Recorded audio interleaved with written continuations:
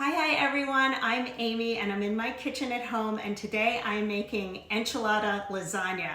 I know that sounds kind of crazy and this could not be farther from traditional, but I am going to show you how to do it. It is so easy and it's got all of the elements of lasagna, that it's layered, but it's got all the flavors of an enchilada. And I thought this would be a perfect thing to make for Cinco de Mayo, which is tomorrow. So if you want to go get all of your ingredients, which you should have no trouble finding, then you can make it too. And it's super easy, super quick. You're going to be shocked how fast I'm going to make this. So I am starting with my base for my filling, which is chicken. And I'm just chopping up an onion. And I'm doing it like total home cook style. Okay, that's how a home cook does it. I'll show you how a chef does it. This is the fancy way. You make some crosses like that. And I'm still doing a really bad job because I'm still a home cook, not a chef. But then you go down like that. And then you go across. And what's so great, and you always want to make sure your hand is kind of like this because that will keep you from cutting your fingers. But what's great is you get like a perfect dice and it's all the same size. So look at this half of the onion versus my other half. That's like so sad. When no one's looking, I just do it any old way. But since I'm cooking for you guys, I show you the right way to do it. And I learned that from cooking with so many chefs. So, and when I say cooking with so many chefs, I should say I'm a culinary producer, which means I am like the sous chef for a chef when they're cooking in front of the camera. So they could be doing video or TV shows. I'm kind of their guy. I'm the one that makes it all happen behind the scenes. So I have seen many, many chefs chopping onions and chopping all kinds of things. Like I've had an incredible education of learning how to cook just from working with so many chefs. And has that education taught you how to clean your wooden boards when you're done cooking? Because that's a question we have. Oh yeah, cleaning wooden boards is really important. If you're working with chicken or something raw, you really don't even want to use a wooden board. You want to use sort of like a plastic board so you can scrub with soap and water. I typically don't like to wash my wooden board with soap and I like to wash it with water, of course, but I don't love to use soap because the soap gets into all of the little ridges in the board and it just kind of stays soapy and it makes the food soapy. So what you want to do is use super, super hot water and then just dry it right away. And that is really a good way to clean a wooden cutting board. Okay, I'm gonna cut some of my scallions. I don't think I need all of these. I'm gonna cut this many. And then the scallions and the jalapeños are gonna be layered into my enchilada lasagna.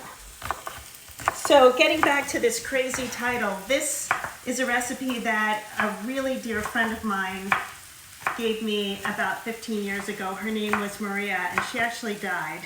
It was really sad. She died, she had leukemia, and she died, and I was devastated for a long time. And you know, you never really heal from that, but I have such fond memories of my time with her, and it's, you know, mostly when I'm cooking this recipe because it's a great recipe. I always think of her and her generosity for sharing it with me. So it's really special to me and I'm so happy to be able to share it with you. So come on over here, we'll finish this up. Kate, come on over. I am sauteing my onions. I'm gonna turn this down a little bit. And about an hour ago, I cooked my chicken in some chicken stock. And this is just about a pound of boneless, skinless chicken breast. And I cooked it kind of low and slow in some chicken stock. And I'm just gonna take, so the chicken's fully cooked. I'm gonna take the chicken and I'm just gonna put it in here. What temperature do you have on right now? I have this on like medium low because I felt like I didn't want the onions to get too much color on them. I wanted them to stay like sort of like just pale, and I wanted to sweat my onions, which is sort of a cooking term, but the onions start to get a little translucent, and that's really what you want. You want to cook out kind of that raw, sharp flavor of the onion, but you don't want to get them so mushy that they don't really have too much flavor. So what I'm doing now is just shredding my chicken while it's cooking. I'm sort of taking a shortcut. I don't think I'm going to write my recipe like this when I share it with you. I think it's better to just shred your chicken separately and then put it in. It's a little bit safer. But I'm not really one to follow rules. So I'm just shredding it in the pan, and you definitely can do that. It's just, you know, I'm like taking all kinds of culinary risks. I could burn myself, which I do all the time. I could ruin my pan with my old-fashioned forks that I'm shredding with. So take your time with this. I'm sort of rushing. And this is what this looks like. And to this, I'm going to make a really quick sauce. I'm going to add about half of this chicken stock.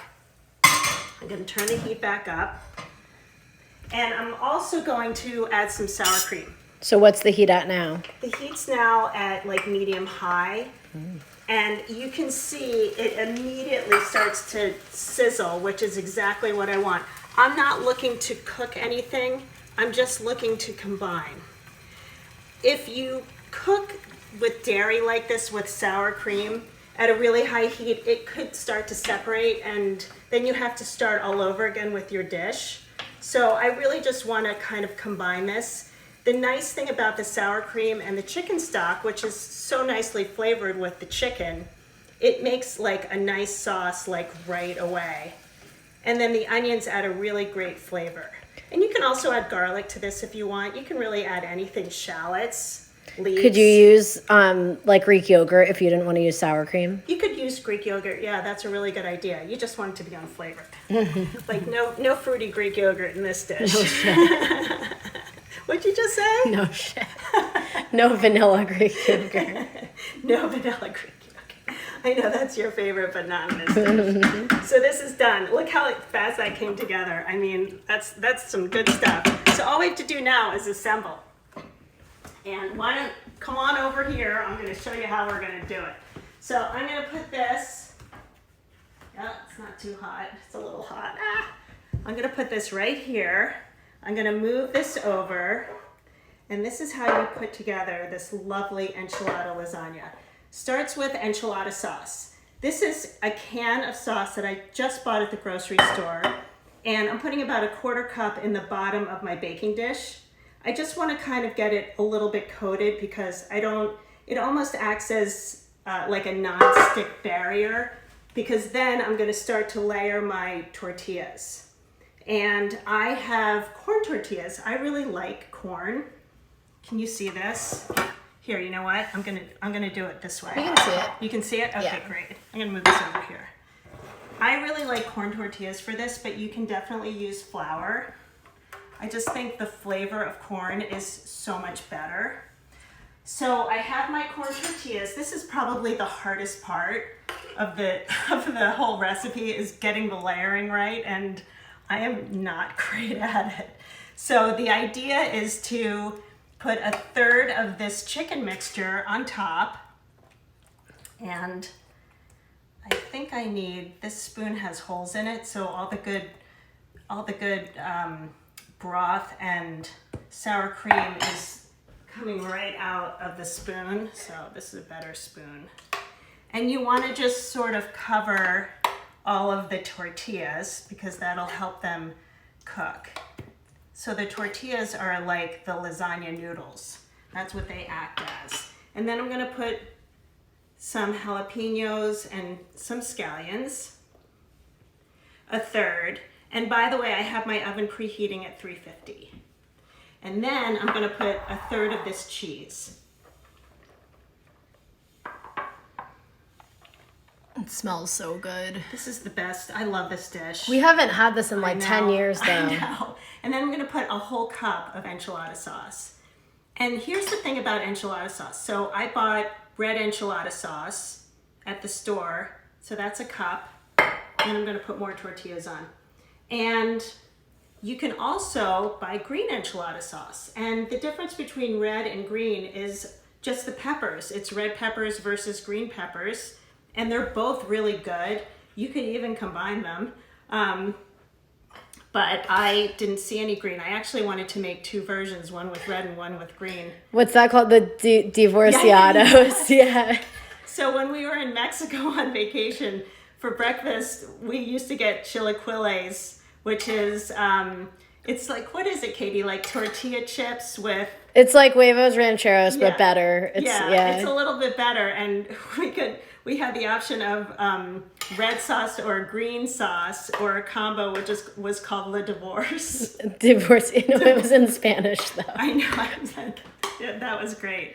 And that's what we always got. That's the one we got. I love that. We have a question about what kind of cheese this is. This is Monterey Jack cheese. And that is a great question because I forgot to say it.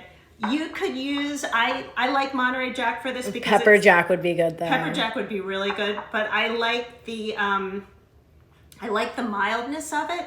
Cheddar would be great. But I just think, when you're cooking with chicken and chicken's an ingredient in something like this, you want to be able to sort of complement all of the flavors. You don't want to like force anything. And sometimes I think like any one flavor could kind of like totally derail the rest of the dish because that's all you can taste, which is kind of why I don't put garlic in this. Okay, so the last little bit of chicken, I'm just gonna dump all that out and I'll spread it around. Doing a pretty good job layering this. Yeah, it looks good. This is really my fear, doing a really lousy job with this part. And then I'm gonna put on the rest of my jalapeños and scallions and the rest of the cheese. And that's it, my friends. That is the dish. So this gets covered with foil and bakes for 30 minutes and then uncovered and baked for another 15 minutes.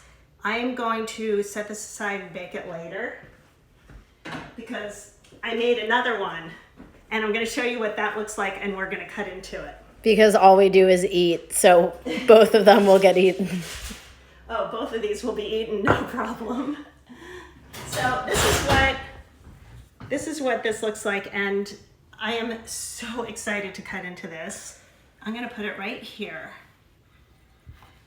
And let's see how I do. I'm gonna cut down the middle.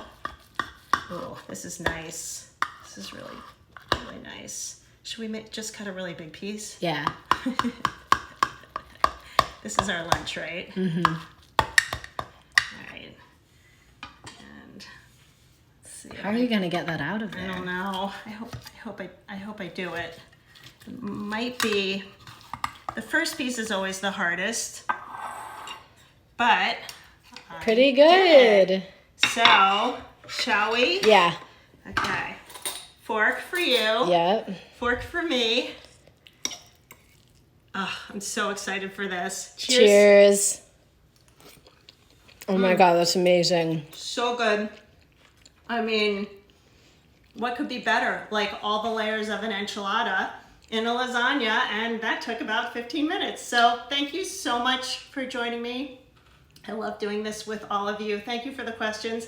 DM me for any cooking questions, and I'll see you soon. Bye.